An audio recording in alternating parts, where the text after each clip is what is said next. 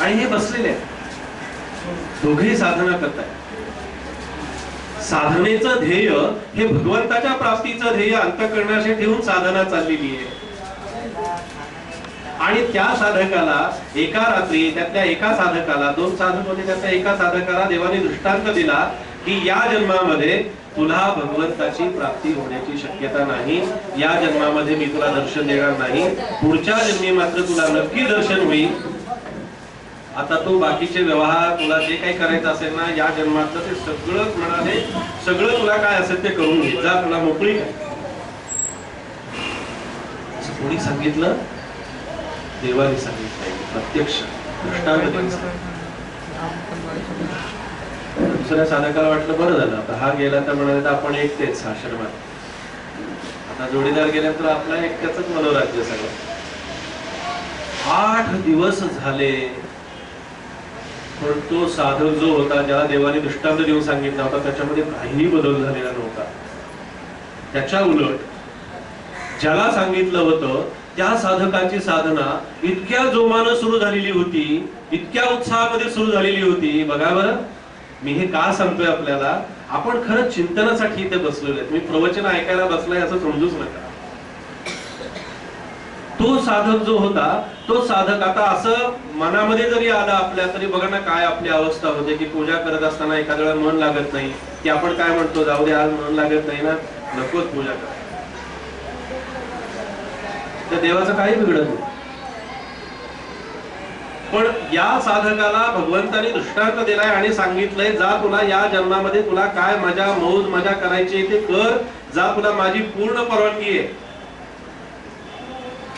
पण तुला दर्शन होणार नाही, तू त्या ह्याच्यात पडू नकोस, तुझं ते आहे ते आता इथे थांबव आणि जा तुझ्या कामात. त्याची साधना जोमानं सुरू झाली आणि 8 दिवस झाले तरी त्या जोडीदाराला, त्याच्या बरोबरच्या साधकाला असं वाटलं की याच्यामध्ये काहीच फरक नाहीये. उलट हा म्हणाले, पहाटे 5चा गजर लावणारा गृहस्थ आणि पहाटे 5चा गजर लावूनही न उठणारा आता ब्राह्मणी मुहूर्तावरती उठून 3 वाजता साधना सुरू करतोय. दृष्टांत दिल्यानंतर देवानी आधी करत होता, आधी 5 वाजता उठत होता आणि आता 3 वाजता उठून साधना सुरू केली आहे त्यांनी. त्यांनी विचारलं की अरे म्हणाले असं कसं काय, तुला भगवंताने सांगितलंय ना, मला वाटतं अजून तू इथेच कसं काय, म्हणाले मला वाटतं बहुतेक गेलं असेल. त्या साधकाने जे उत्तर दिले ना ते आपल्या अंतःकरणावरती कोरून ठेवण्यासारखं उत्तर आहे, नुसतं ऐकण्यासारखं नाही, ऐकण्यासाठी नाही. त्याने असं उत्तर दिलं की म्हणाले, ज्या रथी भगवंताने मला दृष्टांत देऊन असं सांगितलेलं आहे की तुला या जन्मामध्ये दर्शन नाही, त्या अर्थी पुढच्या जन्मामध्ये मला नक्की दर्शन मिळणार आहे, मी साधना का सोडू. आणि एकदा म्हणाले मी भगवंताचं दार ठोठावलेलं आहे, आता मला वेगळी दारं ठोठावण्याची आवश्यकता नाही, मग कशासाठी मी माझं साधन सोडू, कशासाठी मी ही उपासना सोडू. अशी साधकाची अंतःकरणातली जी काही साधनेबद्दलची तळमळ जी आहे, ही तळमळ अशा प्रकारची असण्याची आवश्यकता आहे. म्हणून गुरुदेव नारायणांचा मी नेहमी दृष्टांत देतो की महाराजांच्याकडे त्यांचा भक्त नेहमी भक्त त्यांचं दर्शन, आणि दर्शनाला गेल्यानंतर महाराजांचं दर्शन घेतलं की ते महाराजांना म्हणायचं, महाराज माझ्यावरती कृपा असू द्या. पण जर संतांच्या सत्पुरुषांच्या दर्शनाला गेलो ना तर तिथे आपण काहीही याच्याशिवाय आणखी काही मागू. जोपर्यंत मागण्याची वृत्ती शिल्लक असते तोपर्यंत भगवंत आपल्याला काहीही देऊ शकत नाही. आणि जेव्हा मागण्याची आणि काहीतरी आपल्याजवळ असण्याची वृत्ती जोपर्यंत जागी असते तोपर्यंत आपल्याला तो काहीही देत नाही. आणि जेव्हा एका विशिष्ट टप्प्यापर्यंत आपलं साधन जाऊन पोहोचतं तेव्हा भगवंत आपण होऊन अशी आपल्या समोर एक एक एक एक अशी प्रलोभने टाकायला लागतात. तो साधक जेव्हा साधनेच्या अंतरंगातून भगवंताकडे पाहतो भगवंताकडे काही मागण्याची आवश्यकता नाही, भगवंताला काही सांगण्याची आवश्यकता नाही, भगवंताकडे कुठल्याही प्रकारची इच्छा व्यक्त करण्याची सुद्धा आवश्यकता नाही. कारण शेवटी इच्छा मनामध्ये निर्माण होते, विचार अंतःकरणामध्ये निर्माण होतो, बुद्धी त्याचा निर्णय करते. आणि या सगळ्या प्रक्रियेमध्ये इथे काहीच जर परमेश्वराच्या अस्तित्वापर्यंत गेल्यानंतर जर काहीच शिल्लक राहत नसेल, तर मग मनात येणारा विचार आणि मनात येणारी संकल्पना जी आहे ती जोपर्यंत जागी असते तोपर्यंत आपण आपल्या खऱ्या अर्थानं जागेवरती असत नाही आणि खऱ्या अर्थानं आपण जागेही असत नाही.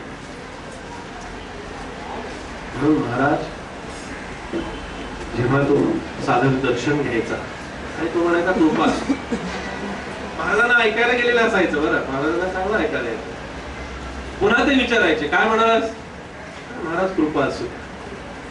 परत विचारायचे, नाही मला ऐकायला नाही, परत एकदा विचारायचे काय म्हणालास, महाराज माझ्यावरती फक्त कृपा असू. एक भक्त होता महाराजांचा आणि त्या भक्ताने महाराजांना असं विचारलं की तुम्हाला ऐकायला येऊनही तुम्ही त्याला 3 वेळा का बरं विचारता की काय म्हणालास काय म्हणालास म्हणून. एका ऐकायला आलेलं असतं तरी सुद्धा पुन्हा पुन्हा का विचारता. तेव्हा महाराज असं म्हणाले की हा एकदा म्हणतो कृपा असू द्या आणि दुसऱ्यांदा जर विचारायला गेलं तर हा म्हणतो बायका मुलांच्यावरती लक्ष राहू द्या. म्हणून मला म्हणाले माझ्या या साधकाचा असा ठुमका बळकट करून घेण्याची आवश्यकता असते की याला फक्त माझी कृपाच हवी आहे की याला माझ्या घरादाराची चिंता माझ्यावरती सोपवायची आहे. म्हणून म्हणाले मी त्याला विचारू. महाराज असं म्हणाले की तुम्हाला साधन करायचं असेल, गुरुदेव रानडेंनी फार सुंदर विचार सांगितला की जर म्हणाले साधन करत असताना मनामध्ये कोणती शंका आली, कुठलाही विकल्प आला, कोणत्याही प्रकारचं मन विकल्पानं ग्रस्त झालं तर म्हणाले जावं उठावं साधन स्नान करावं आणि जपाला बसावं. किती सोपा उपाय. मुंबईत लोकांना काय अगदी आवडीनं करतील, आपल्याला नाहीतरी गरम होतच असतं. काय सांगलं आंघोळ करायची ना, ठीक आहे जाऊ म्हणाले एकदा करायच्या ऐवजी 4 वेळा करू, काय बिघडते. जायचं म्हणाले काही नाही, मनामध्ये विकल्प आला की स्नान करायचं आणि साधनेला येऊन बसायचं. हे महाराजांनी त्या भक्ताला सांगितलं. आपल्याला नुसतं आंघोळ करून एकदा दोनदा 4 वेळा भागणार नाही, आपल्याला टपातच बसून राहावं. पण सारखे विकल्पच आहे, मनामध्ये शंकाच आहे, मनामध्ये शंकाचं काहूरच असं माजलेलं आहे. कारण आपण काय केलेलं आहे की आपण त्या साधनेनं आणि त्या उपासनेनं भगवंताची प्राप्ती होते म्हणजे नेमकं काय होतं याचा आपण विचारच केलेला नाहीये. भगवंताची प्राप्ती होणं म्हणजे माझ्या मनामध्ये येणारा विचार हा किंवा माझ्या मनामध्ये एखादा काहीतरी विषय आला की तो माझ्या मनासारखा घडणं म्हणजे आपण म्हणतो काय देवाची कृपा आहे. घरातून बाहेर पडलं की आपल्याला एखाद्या वेळेला कधीतरी आपल्याला बस मिळते किंवा दाराच्या बाहेर पडलं की आपल्याला एखाद्या वेळेला पटकन रिक्षा मिळून जाते. रिक्षा मिळाली, बस मिळाली, बसमध्ये बसायला जागा मिळाली किंवा रिक्षा अगदी नुसती त्याने रिक्षेवाल्यानेच विचारलं की चला कुठे जायचं तुम्हाला सोडतो. असं झालं की आपण बसमध्ये बसल्यानंतर किंवा रिक्षेत बसल्यानंतर पहिल्यांदा म्हणतो काय त्या देवाची कृपा आहे, घरातून बाहेर पडलो की रिक्षा मिळाली. किती त्या देवाची कृपा आहे की नुसती बस समोरून आली, नुसती बसच मिळाली नाही तर बसमध्ये बसायलाही जागा मिळाली. म्हणजे साधनेच्या उपासनेच्या अंगातून आम्ही या आमच्या उपासनेच्या कल्पना ज्या आहेत या उपासनेच्या कल्पना आम्ही व्यवहाराशी किती कशा पद्धतीने जोडलेल्या आहेत, किती किती साध्या साध्या क्षुल्लक गोष्टीसाठी जोडलेल्या आहेत. किती आम्ही आमचं साधन आम्ही पणाला लावत असतो की ज्या साधनाचा उद्देश समर्थांनी असा सांगितला की नरदेही आलियाचे उचित, या जन्माला तू आलेला आहेस तर काय कर, पैसा मिळव नाही, बंगला एक गाडी आहे दुसरी गाडी घ्यावी का नाही, व्यवहारातली सुख उपभोग भोगायला संतांनी कुठल्याही प्रकारांनी अटकाव केलेला नाही. माझ्या समर्थांनी तर अजिबातच केला. प्रपंच सुखनैव करावा परी काही परमार्थ वाढवावा, परमार्थ अवघाची बुडवावा हे विहित नाही. आणि नेहमी लक्षात साधकानं दुसऱ्याला सांगण्यापेक्षा स्वतःला सांगण्याचा प्रयत्न जास्त. आपण काय करतो, आपण दुसऱ्याला सांगायच्या ऐवजी आपल्यावरती संस्कारच असे झालेले असतात की आपल्याला दुसऱ्याला सांगण्यातच मला जास्ती आनंद वाटतो, दुसऱ्याला सांगण्यातच मला माझं मोठेपण जास्ती वाटतं, पण मी मला स्वतःला कधी सांगतच नाही. महाराजांचे, गोंदवलेकर महाराजांचे उपासक होते, भक्त होते आणि आयुष्यभर साधन केलं, उपासना केली, वय झालेलं होतं. आणि ते काय करायचे की त्यांच्याकडे एक बाबा गाडी होती आणि त्या बाबा गाडीमध्ये एका त्यांच्या नातवाला बसवायचे आणि बाहेर फिरायला घेऊन जायचे. अगदी बाजारात यायचे, तिकडे गजबजाट असायचा, आरडाओरड सगळीकडे, दंगा वगैरे खूप मोठ्या प्रमाणात असायचा. आणि बाजारात आल्यानंतर ते आजोबा त्या बाबा गाडीमध्ये बसलेल्या आपल्या नातवाला इतक्या हळू आवाजामध्ये सांगायचे, त्यांच्या नातवाचं योगायोगानं नाव मोहन होतं बरं का, ते आजोबा त्या नातवाला सांगायचे इतक्या हळू आवाजामध्ये, मोहन शांत बैस, मोहन शांत बैस. ते एक जण होता गोवंडीचा त्यांच्या शेजारी उभा, चेंबूर मधला. आणि त्या आजोबाला त्यांनी विचारलं, एवढा आवाज आहे म्हणाले बाहेर, इतका आरडाओरडा चाललाय आणि इतक्या हळू आवाजामध्ये तुम्ही त्या नातवाला सांगताय, अहो शक्य आहे का त्याला ऐकायला जाणं? म्हणाले, तो ऐकतोय का? त्याला ऐकायला तरी जातोय का? त्या आजोबाने इतकं सुंदर उत्तर दिलं. ते आजोबा असं म्हणाले की मोहन नाव माझ्या नातवाचं नाहीये, मोहन नाव माझं स्वतःच आहे. मी साधन करत असताना मी जेव्हा मला स्वतःला सांगायला लागेल, तेव्हा मी स्वतःला सांगायला लागलो की मला माझी उत्तरं बाहेरून कोणीही मला देण्याची गरज आणि आवश्यकता नाही. बाहेरून सांगणाऱ्याचं उत्तर खरं असू शकतं का? बाहेरून सांगणारा कितीही सांगणारा असेल तरी ते खरं असेल का? शेवटी बाहेरचं सांगणं हे समर्थांना जर मान्य नाही तर आतून येणारं उत्तर जे आहे हे ज्या संतांना आणि माझ्या समर्थांना मान्य असेल, आपण आतलं उत्तर का घेऊ नये? का साधन करू नये? आपण का उपासना करू नये? आणि साधन आणि उपासना ही यासाठी आहे. साधन आणि उपासना म्हणजे माझ्या मनामध्ये आलेला विचार माझ्या मनासारखं घडावं म्हणून मी संकल्प करून जर साधन करत असेल तर महाराज असं म्हणतात की तुझं ते साधन संकल्पापुरतं मर्यादित असेल, पण तो संकल्प तुझा अमर्याद असतो रे बाबा. एक संकल्प पूर्ण झाला की तो संकल्प दुसरा संकल्प निर्माण झाल्याशिवाय तो संपतच नाही. मग शेवटी संकल्प हे वैदिक शास्त्रामध्ये, वेदशास्त्रामध्ये संकल्पाला महत्व आहे. शास्त्रामध्ये शास्त्रापुरतं त्याला संकल्पाला महत्व आहे. शास्त्राशिवाय कुठलाही वैदिक कर्म किंवा वैदिक कर्म पूर्ण होऊ शकत नाही. हे जरी खरं असलं तरी आध्यात्मिक शास्त्रामध्ये संकल्पाची आवश्यकता असत नाही. त्याचं कारण असं की संकल्प करणारा मी कोण, आणि मी जर संकल्प करत असेल.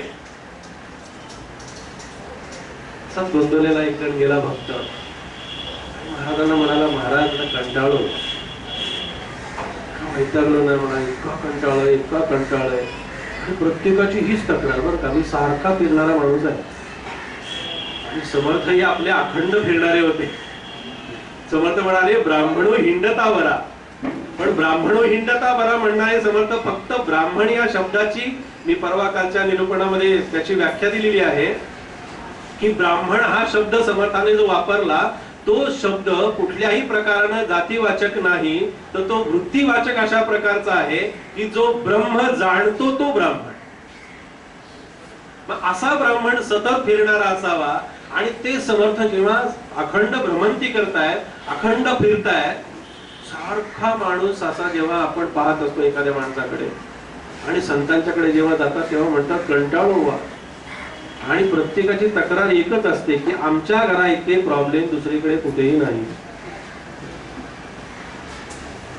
असं प्रत्येकाचं म्हणणं असतं. हे म्हणणं काही खरं नाही. कारण का?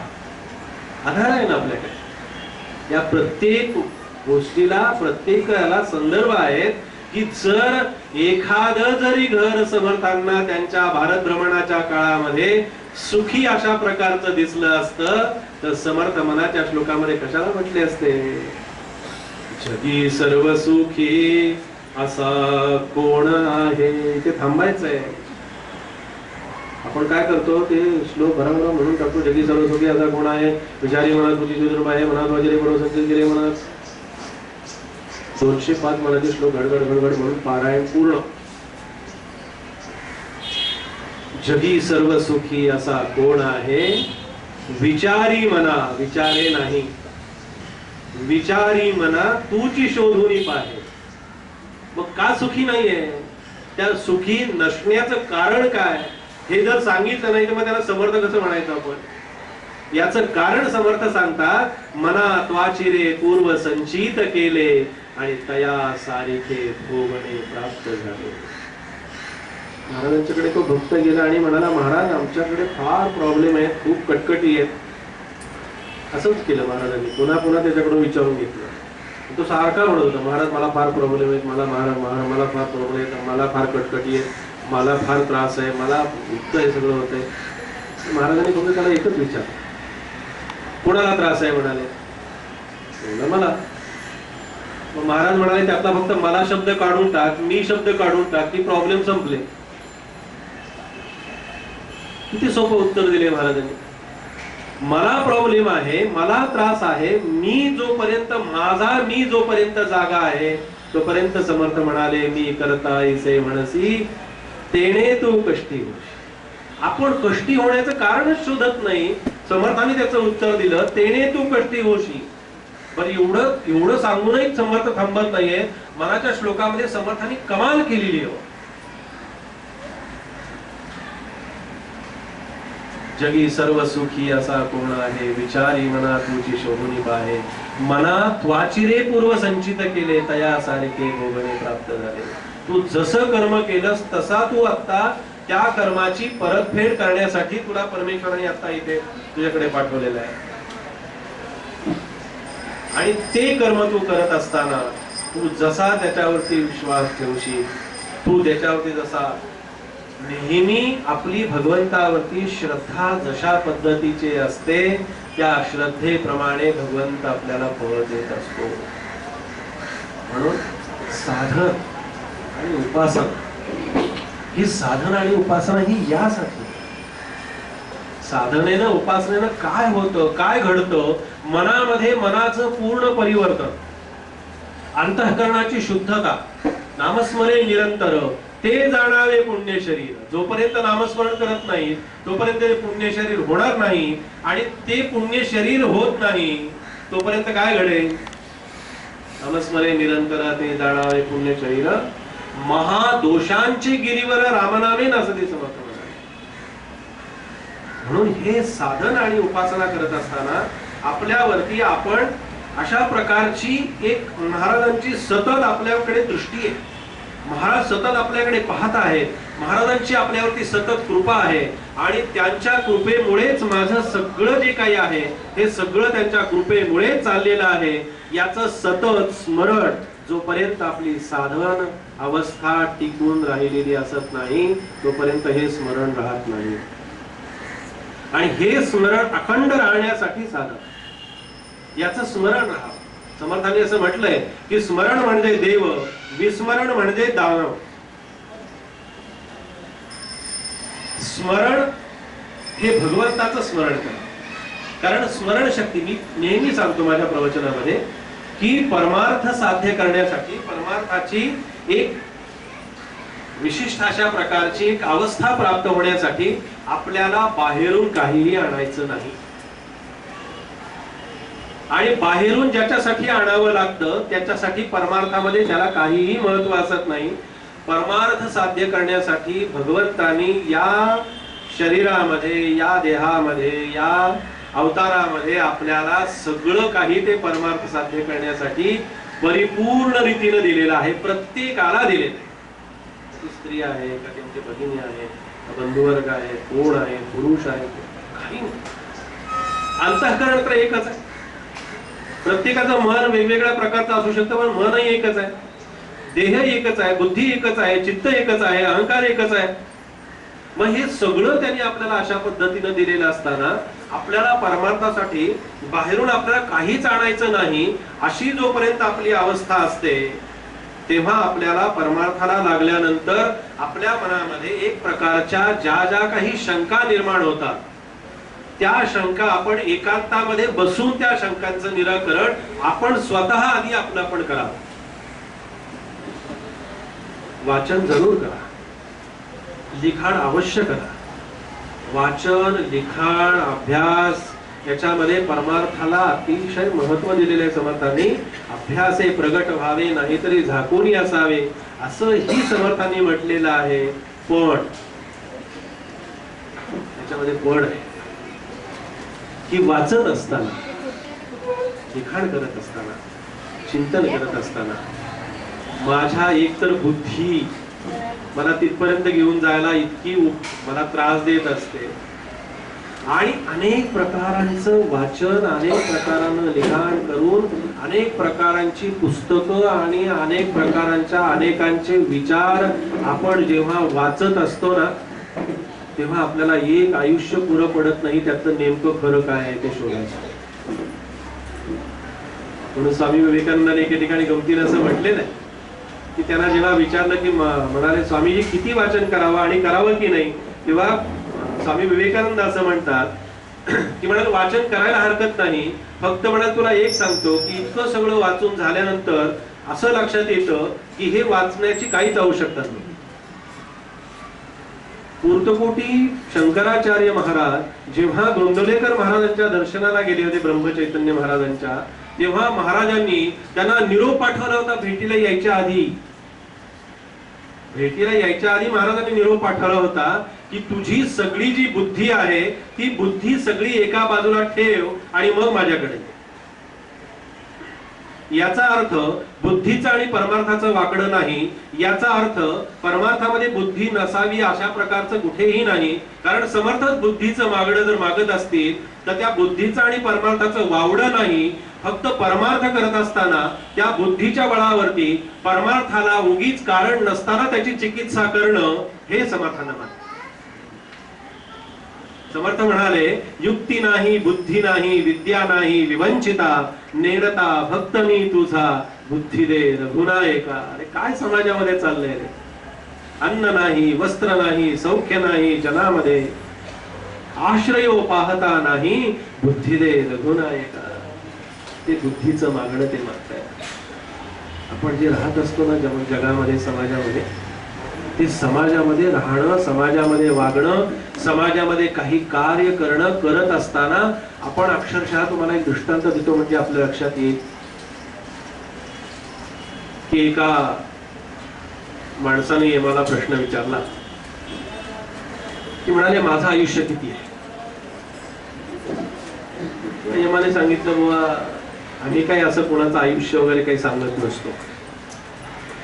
आणि पूर्वी जर काही सांगत असतील म्हणाले, पण आता ते सांगायचं बंद केलं. का? आता जर म्हणाले आधी सांगितलं माणसाचं आयुष्य आणि माणसाच्या ह्या सगळ्या जर त्याच्या जाण्याच्या गोष्टी, तर म्हणाले माणसं खूप वेगवेगळ्या पद्धतीनं प्लॅनिंग करतात आणि आमचं सगळं म्हणाले बिघडवून टाकतात. आता म्हणाले आम्ही सांगत नाही. म्हणाले तुम्ही काय करता म्हणाले. तेव्हा ते म्हणाले की आम्ही मग असं करत असतो म्हणाले की आम्ही त्यांना 3 पत्र आणि 1 SMS करत असतो असं यमाने सांगितलं. 3 पत्र कुठली. तुम्हाला पहिलं पत्र असतं की त्याचे केस पिकणे. केस पिकले की आमचं त्याला पत्र जातं की आता जरा लक्षात घ्या बरं का, तुम्ही एका विशिष्ट याला लागलेले आहात. दुसरं पत्र जातं म्हणाले की तुमचे दात हालायला लागले की आमचं दुसरं पत्र जातं की आता जरा जपूनच खा. पावभाजी जरी तुम्ही खात असला, दाताला जरी ती सोपी जात असली तरी पचायला अवघड आहे. पण दाताला आणि देहाला, तुमच्या शरीराला पचेल, रुचेल आणि तुम्हाला झेपेल एवढंच खा. तिसरं पत्र पाठवतो आम्ही त्यांना म्हणाले की कानाने ऐकायला येत नाही, बहिरेपणा येतो. आणि मग आमचं तिसरं पत्र जातं आणि तिसरं पत्र, अशी जी 3 पत्र जातात म्हणाले, आणि चौथा आम्ही SMS असा करतो की ही तुम्ही 3 पत्र वाचली असतील तर आम्हाला त्याचं उत्तर द्या. पण माणूस इतका शहाणा आहे म्हणाले की तिन्ही पत्र तो घेतो आणि कचरा पेटीमध्ये टाकून देतो आणि SMS लगेच डिलीट करून टाकतो. एक सूचना आली भगवंताच्याकडून की आपण जागावं, एक आपल्याला कसा तरी एखादा संकेत मिळाला की आपण लगेच जागं व्हावं. त्याचं कारण असं की आपण परमार्थामध्ये जेव्हा परमार्थ म्हणून करत असतो, उपासना म्हणून आपण जेव्हा करत असतो, तेव्हा ती उपासना आपल्यामध्ये अंतरात्म्यामध्ये काम करत असते आणि ती आतमध्ये जेव्हा काम करायला लागते तेव्हा बाहेरच्या परिस्थितीमध्ये काहीही प्रकाराने कुठल्याही प्रकाराने बदल झालेला नसतो. आंतरिक साधनेनं माझ्यामध्ये बदल झालेला असतो आणि बाहेरच्या परिस्थितीशी मी समरस झालेला असतो. बाहेरची परिस्थिती बदलावी किंवा बाहेरची परिस्थिती बदलेल आणि तेव्हा जी बदलेल तेव्हा मग मी खऱ्या अर्थानं बदला घेईल असं जोपर्यंत मला वाटतं तोपर्यंत माझी साधना जी आहे ती साधना योग्य पद्धतीनं चाललेली असत नाही. बाहेरची परिस्थिती आहे तशीच असते, बाहेरच्या परिस्थितीत काहीही फरक पडत नाही. उलट त्याच्या पुढे जाऊन आता अलीकडच्या काळात सांगायचं झालं तर उपासना आणि साधना करायला लागल्यानंतर जास्तीत जास्त आपल्याला त्रास व्हायला लागतो. साधनेला बसण्यापूर्वी आम्ही खूप चांगल्या पद्धतीने असतो, खूप व्यवस्थित असतो, पण जपाला आम्ही माळ घेऊन बसलो रे बसलो की आमच्या मनामध्ये कुठल्याही विषयांचं न चिंतन केलेले विषय हे जपाच्या वेळेला आमच्या समोर उभे राहतात. मग त्याच्या संदर्भामध्ये माझं एक अल्पबुद्धीनुसार असं चिंतन मला थोडस मांडलेलं आहे की असं का घडतं की जपाला बसल्यानंतरच विचार यावे, साधनेला बसल्यानंतरच मनामध्ये विकल्प यावा, उपासनेला बसल्यानंतरच मनाची चलबिचल व्हावी किंवा बसू नये असं वाटावं, अशा विकल्पग्रस्त असे नको ते विचार त्याच वेळी मनामध्ये का येतात त्याचं एक थोडंसं चिंतन असं मांडतो आपल्या समोर. बघा आपल्याला कसं वाटतं ते की जपाला बसल्यानंतरच वाईट विचारांनी यायचं नाही तर यायचं तेव्हा. असेल उत्तर तर नंतर दिलं तरी चालेल. बरं, त्याच्या पुढे जाऊन की जपाला बसल्यानंतर जेव्हा विकल्पग्रस्त अशा प्रकारचे माणसाच्या मनामध्ये विकल्प येतात, शंका येतात, त्या शंकांना आणि त्या विकल्पांना मुक्ती हवी असते. ती मुक्ती फक्त साधन आणि उपासना करणाऱ्या साधकाकडूनच त्याला मिळण्याची शक्यता असते, म्हणून विकल्प. पण विकल्प मनामध्ये आला की माणसं गडबडून जातात. मनाचा गोंधळ निर्माण झाला की मी नेहमी सांगतो की शेजारचा माणूस उपासना करणाऱ्या माणसाला नावं ठेवायला लागला की त्यांनी असं समजावं की माझी साधना बरोबर चाललेली आहे. जपाला बसल्यानंतर मनामध्ये वेगवेगळ्या प्रकारचे विचार यायला लागले की असं समजावं की माझी साधना आता नक्की व्यवस्थित चालू राहिली आहे. कारण विकल्प त्याच ठिकाणी येत असतात, तिथेच विकल्प आहे. या अशा आता हे मंदिर आहे, शिव मंदिर आहे, इथे साईबाबांची मूर्ती आहे, इथे उपासना चालते, इथे जप चालतो, इथे काही कर्म होत असतील. वाईट विचार, वाईट विकल्प, वाईट सगळे जे प्रकार आहेत त्या वाईट विकल्पांना ते इथेच येत असतात, कारण त्यांना इथं मुक्ती हवी असते. त्यांना इथे त्यांचं स्वतःचं अस्तित्व इथे संपवायचं असतं, त्यांना इथे शांत व्हायचं असतं. त्यांना बाहेर कुठं चौपाटीवरती शांत होण्याची ती शक्यता नसते. चौपाटीवरती ते आणखीन उफाळून येत असतात जास्त, इथं ते शांत होण्याची असते. म्हणून साधन आपण यासाठी करायचं आहे, उपासना ही त्यासाठी करायची आहे. आणि महाराजांचा आपल्याला एक असं सांगणं असतं नेहमी की आपण निष्ठेनं साधन केलं, आत्मविश्वासानं साधन केलं की भक्ताचा अधिकार केवढा मोठा असतो बघा. महाराजांच्याकडे एक भक्त नेहमी जायचा दर्शनाला, आणि एकदा असा गेला आणि महाराजांचं दर्शन घेतलं आणि महाराजांना म्हणाला, महाराज सारखी पत्नी आजारी पडते, जरा बरं काय. महाराज म्हणाले, अरे कशाला काळजी करतो बाळा, माझा राम आहे ना, माझा राम तुझ्या पत्नीला काय सगळ्यांना बरं करायला बसलाय रे म्हणाले. तो होता पक्का, का गंभीर होता. असं म्हणण्याची ताकद फक्त भक्तालाच असते बरं का, उपासकालाच असते. उपासकच असं म्हणू शकतो एवढ्या ठामपणानं. तो म्हणाला, महाराजांना म्हणाला, महाराज काय म्हणाला? अरे म्हणाले, माझा राम तुझ्या बायकोला, तुझ्या घरादाराला सगळ्यांना चांगले ठेवील रे बाबा, कशाला काळजी करतो तू? नको चिंता करू, माझा राम आहे ना, माझ्या रामाला सांगतो बरं करेल. तो म्हणाला, महाराज मी रामाला ओळखत नाही, तुम्ही बरं कराल असं म्हणा म्हणजे मी तेव्हा इथून जातो.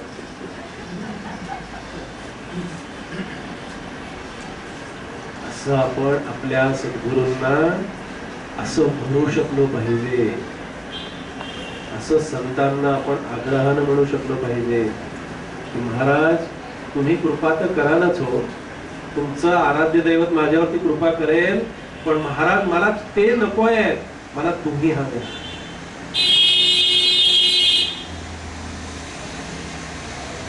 म्हणून परमार्थामध्ये ही बुद्धी, मन, चित्त, अहंकार या सगळ्या गोष्टी ज्या आहेत, या सगळ्या गोष्टी आपल्याला ही काळ साधनाच्या काळामध्ये, साधनेच्या वेळेमध्ये आपल्याला बाजूला ठेवावं लागतं.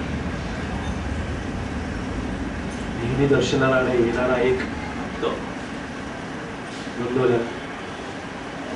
महाराजांचं दर्शन घ्यायचं. आणि सगळी माणसं जेव्हा दर्शन घेऊन जायची ना, प्रत्येक जण यायचा, काहीतरी नारळ घेऊन येतोय, उदबत्ती घेऊन येतोय, खडीसाखर घेऊन येतोय, काहीतरी फळं घेऊन येतोय, पेढे घेऊन येतोय, मिठाई घेऊन येतोय, महाराजांच्या पुढे ठेवतोय आणि काहीतरी मागतोय, मग तिथून जातो. मला फार यातना व्हायच्या. संतांना इतक्या यातना होत असतात आतून, काय किती दुर्बल अवस्था आहे माझ्या भक्ताची, माझ्या साधकाची, माझ्या उपासकाची. साध्या साध्या व्यवहारातल्या आणि देहाच्या गोष्टी आणि प्रपंचातल्या गोष्टी माझ्याकडे मागतोस, केवढं ब्रह्मांड द्यायला मी तुला बसलोय आणि तू काय सगळं नको ते मागतोस रे बाबा. जे मागण्याच्या पलीकडे आहे, जे अनुभवण्याच्या पलीकडे आहे, जे सांगण्याच्या पलीकडे आहे, जे अनुभवण्याच्या पलीकडे असणार जे तत्व आहे ते देण्यासाठी ते असतात, आणि मी हे असलं मागावं. महाराजांचा भक्त यायचा आणि महाराज म्हणायचे सगळ्यांना दर्शन घेऊन गेल्यानंतर, माझ्याकडे म्हणाले सगळं जे गिराईक आहे ना ते सगळं म्हणाले मीठ आणि मसाल्याचा गिराईक. कोण नारळ घेऊन येतोय, कोण उदबत्ती घेऊन येतोय, कोण खडीसाखर घेऊन येतोय, आणि त्याच्या मोबदल्यामध्ये माझ्याकडून जे काय मागून घेतोय त्याच्या त्यालाही कळत नाही तो काय मागतोय ते आणि किती मागतोय ते. काय मागायचं असतं, कशासाठी, काय गरज आहे, काय आवश्यकता आहे, बरं आपण मागावं आणि त्यांनी द्यावं, कशासाठी? जोपर्यंत मी मागतो आहे ना, जोपर्यंत मागण्याची वृत्ती जोपर्यंत आली ना, तोपर्यंत तो काही देत नाही. मागण्याची वृत्ती संपली की तो विचारतो तुला काय पाहिजे. तू म्हणाले बुवा तुम्ही इथे बसलात, आम्ही तिथे बसलेलो आहोत, तुमचं म्हणणं सगळं खरं आहे, पण आमच्या रोजच्या व्यवहारामध्ये, आमच्या रोजच्या दैनंदिनीमध्ये हे आम्ही कशा प्रकाराने आचरणात आणायचं तेवढं सांगा. सगळी दर्शन घेऊन गेली, तो आपला बिचारा खाकी वस्त्र नेसलेला यायचा महाराजांच्याकडे. फक्त महाराजांच्या चरणावरती मस्तक ठेवायचा. महाराजांना इतका आनंद व्हायचा, इतका आनंद व्हायचा, त्याला असं अंतःकरण भरून यायचं. त्याला बघितलं की हा एकच माणूस असा आहे की जो फक्त नमस्कार करतो आणि डोळ्यातले अश्रू फक्त माझ्या चरणावरती तो फक्त तिथे टाकतो आणि जातो. काय झालं, सगळी मंडळी दर्शन घेऊन गेली आणि दर्शन घेऊन गेल्यानंतर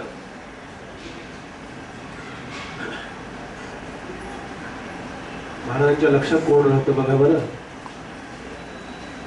आपण महाराजांच्या लक्षात राहावं असं जर वाटत असेल तर हे करा.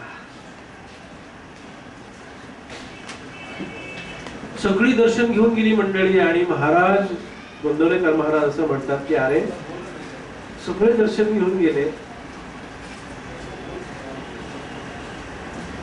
माझा तो वेडा आला नाही मला दर्शनाला. आज तो शेजारी बसला होता. आणि महाराजांचे शब्द त्याच्या कानावरती पडले की माझा वेळा झालेला नाही दर्शनाला कुठे आहे. असं महाराजांनी आपली आठवण करावी, संतांनी आपली आठवण करावी, सद्गुरूंनी आपली आठवण करावी, सद्गुरूंनी विचारावं तो कुठे आहे म्हणून.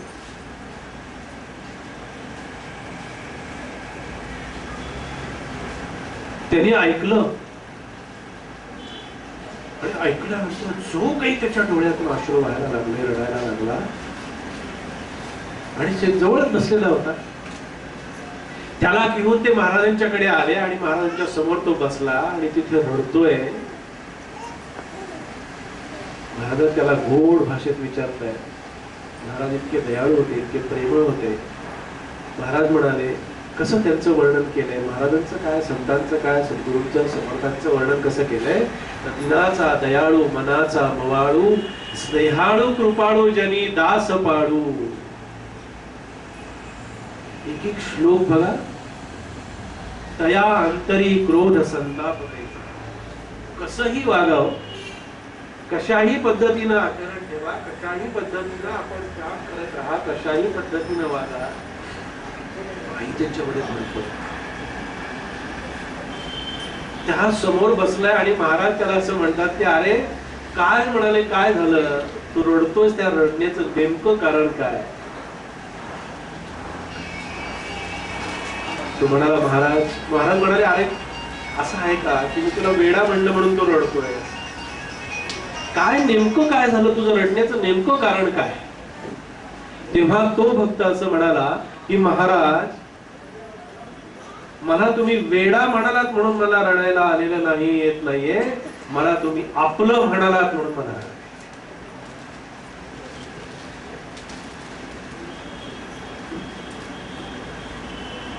ही साधक आहे, याला म्हणतात साधना. ही साधनाच आहे, ही उपासनाच आहे, ही पूजाच आहे. माझे समर्थ असं म्हणतात की रोजची दैनंदिन करणं, प्रामाणिकपणे करत राहणं ही भगवंताची पूजाच आहे. सत्यानं, न्यायानं वागणं आणि आपल्या अंतःकरणामध्ये परमेश्वराला एक अशा प्रकारचं, उच्चतम अशा प्रकारचं स्थान देऊन रोजचं दैनंदिन करणं, प्रामाणिकपणे करणं म्हणजेच पूजा. देवाची पूजा ही त्यासाठी आहे. देवाची पूजा केली ना आपण नित्य नियमानं की मग हा विचार आपला रुजायला मदत होते. म्हणून त्या भगवंताला आपलंसं करण्याचा आपण प्रयत्न, त्याची पूजा करावी. एक मंत्र असावा कुठला तरी. आता मी साधनेतली महत्वाची काही 2-3 बाबी सांगतो. एक मंत्र असावा, एक गुरु असावा, एक मार्ग असावा. एक मी असं का म्हणतोय, कुठलाही असू द्या, कोणताही मार्ग असू द्या, कोणताही जप असू द्या, कोणताही ग्रंथ असू द्या, कोणतीही उपासना असू द्या. शेवटी उपासना म्हणजे काय आपण पाहिलं की उपासना म्हणजे तो परमेश्वर माझ्याच अंतःकरणामध्ये आहे आणि तोच परमेश्वर समोरच्या व्यक्तीमध्ये आहे, याचं मला सतत अनुसंधान किंवा भान राहणं म्हणजे उपासना आहे. समर्थांनी केवढी मोठी 400 वर्षापूर्वी केवढं धाडस केलंय बघा. ज्या काळामध्ये कर्मकांडाचा एवढा प्रचंड अशा प्रकारचा सगळीकडे हे झालेला होता, प्रचार प्रसार म्हणा किंवा इतका कर्मकांड सगळीकडे पाहायला मिळत होतं, त्या काळामध्ये समर्थाने म्हणावं, नारायणाचे विश्वी त्याची पूजा करीत जावी. विश्वामध्ये असणाऱ्या प्रत्येक माणसाच्या अंतःकरणामध्ये परमेश्वर असतो हे 400 वर्षापूर्वी सांगणं इतकं कठीण होतं. आता खूप सोपं आहे इथं बसल्या बसल्या सांगणं. पण हे 400 वर्षापूर्वी समाज अशा प्रकारचा झालेला होता, त्याचं वर्णन केलंय. परवाच्याच माझ्या निरूपणामध्ये ते येऊन गेलेलं आहे. समाज विस्कळीत झालेला होता, समाज भयभीत झालेला होता. ब्राह्मणांना कळत नव्हतं आपण कर्म काय करत आहोत, कशा प्रकाराने करत आहोत. समर्थांनी त्याचं वर्णन केलेलं आहे. कित्येक दावल मलकास जाती, कित्येक पिरास भरती, कित्येक तुरुक होती आपुले इच्छेने. अशा प्रकारच्या समाजामध्ये खूप खूप काही काही वर्णन केलेलं आहे. तो सगळा आपण यथावकाश त्याचा विचार नंतर एकेका याच्यामध्ये आपण करत जाऊ. पण असा समाज असताना त्या समाजासमोर ही उपासनेचं महत्व सांगणं किंवा ही उपासना सकळा ठाई. समर्थ म्हणतात आत्माराम कोठे नाही. मला जरा सांगा, आत्माराम नाही असं एक तरी ठिकाण मला आपण सांगून द्या पण प्रत्येक ठिकाणी मला जर आत्मा रामाचं स्वरूप पाहायचं असेल तर माझ्या आत्म्यातला राम मला पहिल्यांदा दिसला पाहिजे. आणि माझ्या आत्म्यामध्ये राम आहे असं जोपर्यंत मला वाटत नाही, पण काय होतं, माझ्या आत्म्यातच राम आहे हे राम म्हणेपर्यंत लक्षात येईल. राम म्हणून झालं की मग संपलं. राम बोलो भाई राम.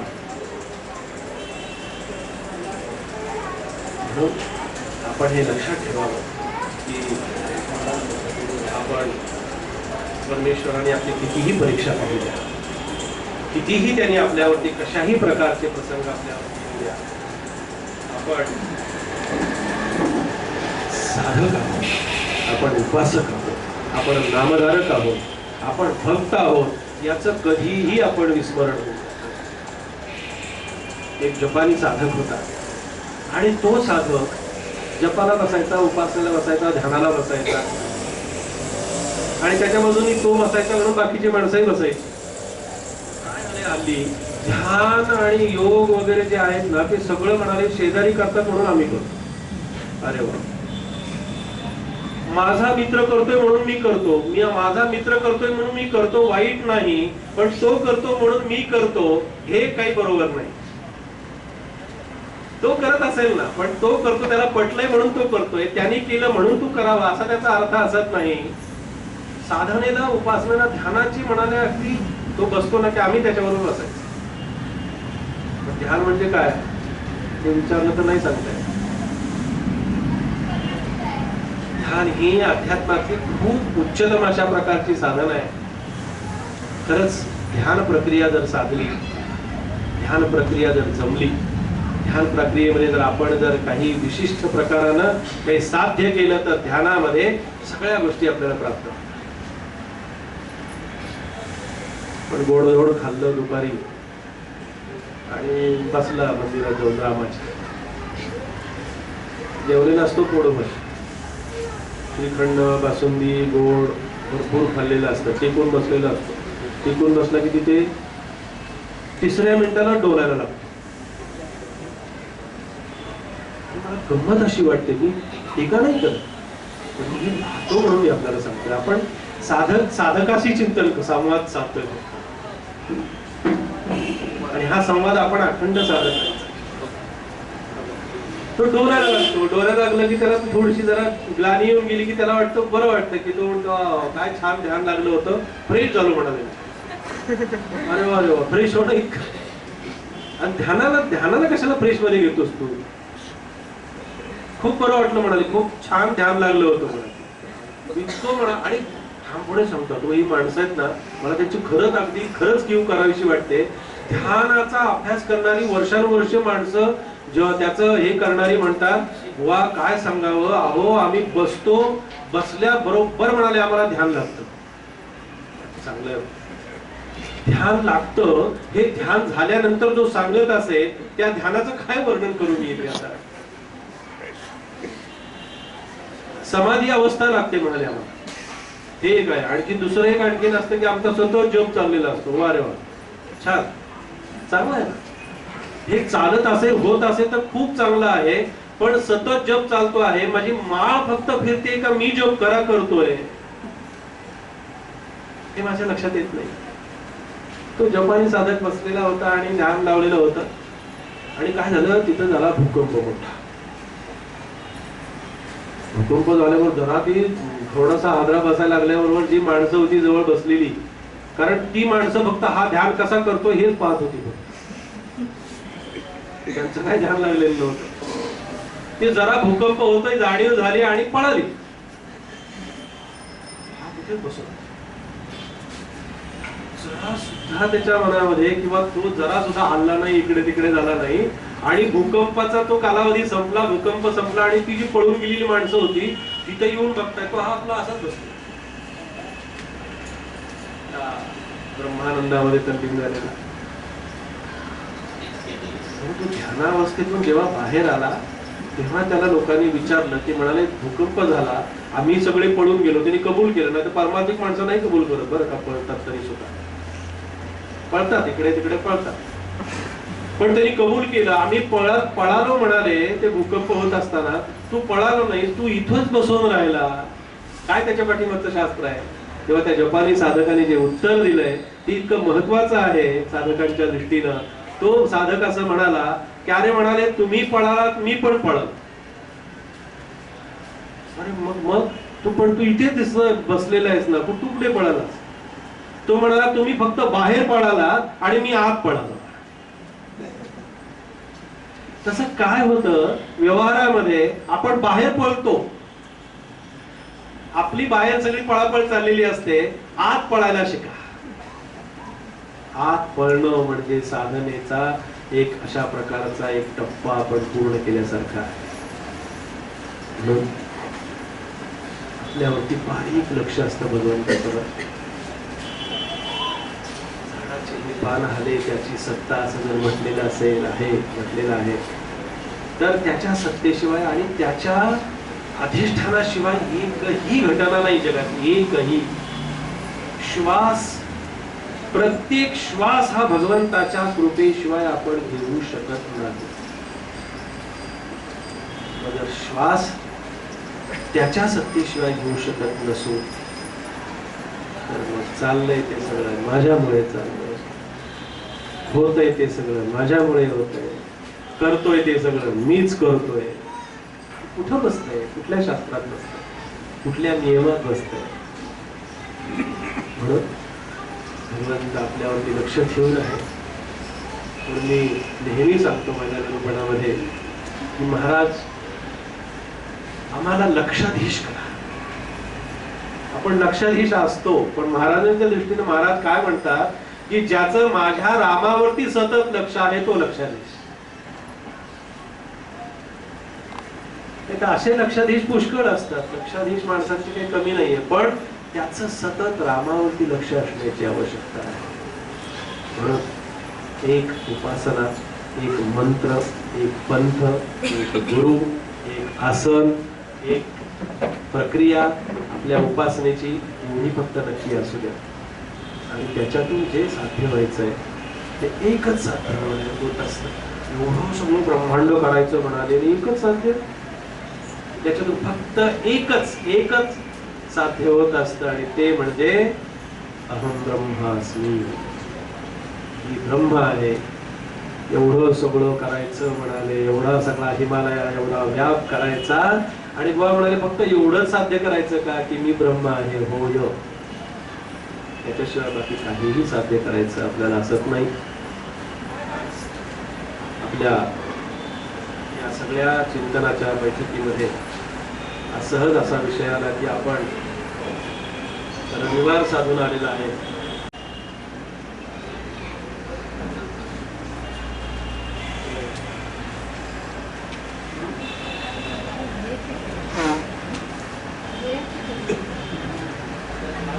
बरोबर.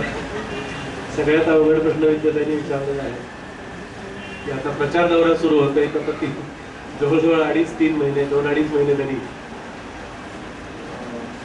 कसं येणं होईल. म्हणजे अजून रेकॉर्डिंगसाठी येणं होणार आहे, पण आता ठरेल ते म्हणजे आता आज उद्या.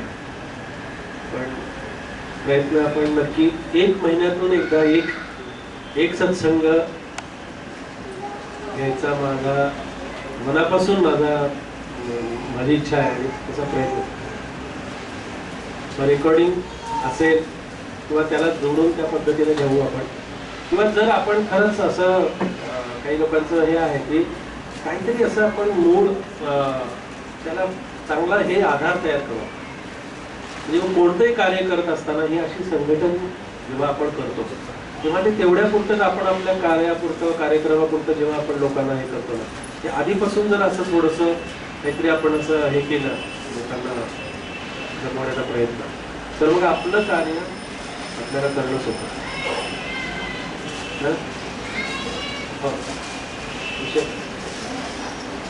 विषय सुरू ठेवू, हाच विषय सुरू ठेवू. फक्त कोणाला काही तर आता मी एक गंमत म्हणून सांगतो की असंच एकदा प्रवचन होतं आणि मी विचारलं मला कोणाची शंका आहेत का, तर कोणी काही बोलायलाच तयार नाही. तसं इथे नाही बरं, इथला विषय सोडून एके ठिकाणी गेलो तर भरपूर शंकांचं इतकं काहूर मागलं होतं की माणसं तयारच होती की प्रवचन संपतंय केव्हा आणि आम्ही प्रश्न विचारायला सुरुवात करतोय तेव्हा. आणि एके ठिकाणी गेलो तर तिथे कोणी काही विचारायला तयार नाही. मग मला शंका अशी आली की बहुतेक प्रवचन झालेलं एकतर यांना पूर्ण कळलेलं आहे किंवा पुढचं टिंबटिंब. आपल्याबद्दल नाही त्याची गंमत म्हणून सांगतो की मनातले प्रश्न थोडेसे जरा हे करा. म्हणजे कसं होतं की आपलं मन थोडंसं मोकळं करा आणि काही संकोच ठेवू नका. तो सुद्धा साधनेचाच एक भाग आहे. आपल्या मनातले प्रश्न आपण मोकळेपणानं विचारणं हा सुद्धा साधकाचाच एक साधनेचाच भाग आहे असं समजायचं आपण. कारण त्याच्यातून जर आपल्याला काही हे होत असेल, कारण काय होतं की जपाला बसलो ना की माणसाचं मन असं असतं की ते बघा आम्ही आमच्या गुरूंनी आम्हाला दिलाय श्रीराम जय राम जय जय राम. पण म्हणाले की श्रीराम जय राम जय जय राम सुरू केलं तर मग दत्ताचा मंत्र म्हणाले असंच एकाने पुढे सांगितलं की दत्ताच्या मंत्राने जरा लवकर देव प्रसन्न. त्याच्यावरचं उत्तर म्हणजे आता बहुतेकांच्या मनामध्ये हा प्रश्न असण्याची शक्यता आहे असं गृहीत धरून मी त्याचं उत्तर देतो की आपल्या गुरूंनी जो आपल्याला मंत्र दिलेला असेल तोच मंत्र आपण अगदी निश्चितपणे करत राहावा हे त्याचं उत्तर. कोणतं आसन असावं, कोणती माळ असावी, माळ असावी का नसावी, तर समर्थांनी माळ जी सांगितलेली आहे ती माळ फक्त जप करत असताना आपण स्मरणी म्हणून हातात ठेवायची. म्हणजे माझा जप चाललेला आहे याचं मला सतत स्मरण राहावं याच्यासाठी माळ. मग तुम्ही स्फटिकाची वापरा, कोहळ्याची वापरा, रुद्राक्षाची वापरा. हा त्या याला महत्व आहे नाही असं नाही. रुद्राक्षाचं रुद्राक्षाला महत्व आहे, स्फटिकाचं स्फटिकाला महत्व आहे, पोळ्याचं पोळ्याला महत्व आहे. पण या सगळ्या पोळ्यातून काय, या सगळ्या याच्यातून मण्यातून काय साध्य करायचंय किंवा मुळात ते कशासाठी. कुठलाही मणी घ्या त्याचं अस्तित्व तो दाखवतो. पण हे सगळं वापरण्यापाठीमागचा काय उद्देश असतो. काही वेळेला कसं होतं की माझा जप चालला हे माझ्या लक्षातच राहत नाही. इतके ते संस्कार झालेले असतात, इतके संस्कार मनावरती झालेले आहेत ना की ते संस्काराने मन इतकं भरून गेलेलं असतं की आपला जप सुरू झालाय, आपण जप करतोय हे आपण विचाराच्या याच्यामध्ये इतकी गळून गेलेलं असतो. आणि ते मग विचार आपला जप चाललाय म्हणजे ते विचाराच्या याच्यावर जोरावर चाललाय का खरंच नामस्मरणाचा जोर आहे. कारण आपला व्यवहार करत पोळ्या लाटत असताना कधी मनात येतात विचार, आपले विकल्प येतात का? नाही. जपाला बसल्यानंतरच काय येतात? जप चाललेला असतो, उपासना चाललेली असते. त्यावेळेला काय होतं की या सगळ्या मन, बुद्धी, चित्त वगैरे हे सगळे जे प्रकार आहेत हे सगळे जपाच्या वेळेला आपल्याकडून त्या पद्धतीने ते सगळं कार्य करून घेत असतात.